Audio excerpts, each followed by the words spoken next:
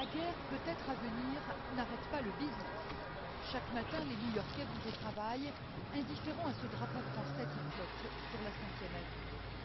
Ce restaurant a conservé son enseigne, D'Artagnan, le mousquetaire du foie gras et des produits du Sud-Ouest dans toute l'année.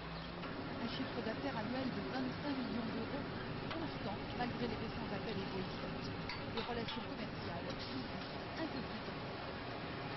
Une chaîne de restaurants que j'avais convoquée pour leur montrer un nouveau produit français, un foie gras adapté pour leur chaîne de restaurants à gros volume. Et dans la salle, de suite, quelqu'un a fait une réflexion et a dit attendez, moi j'achète plus français.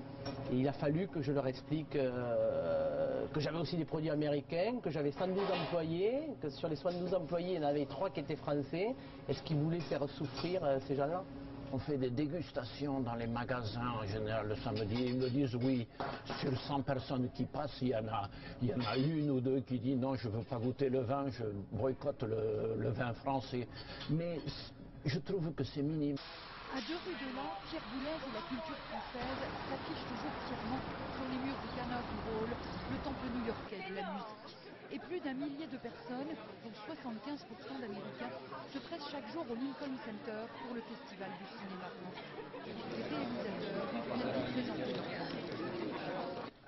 I am not in New York to see Mr. Bush.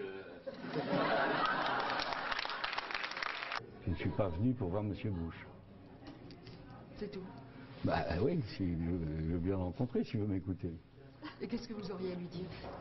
Qu'est-ce que j'aurais à lui dire? Je sais pas, on parlerait...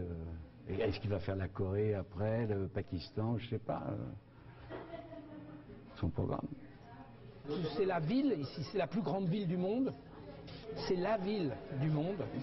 Et donc on peut montrer aussi les gens qui vivent à l'opposé de cette ville, dans le désert ou ailleurs, dans les banlieues, etc., à la campagne, en France, pour montrer qu'il y a une autre façon de vivre. Voilà. Je ne pense pas que tous les Américains suivent Bush. Je ne pense pas que pour ça il faut boycotter, nous, le fait de ne pas aller aux États-Unis, parce que eux sont très très anti-français quand même en ce moment.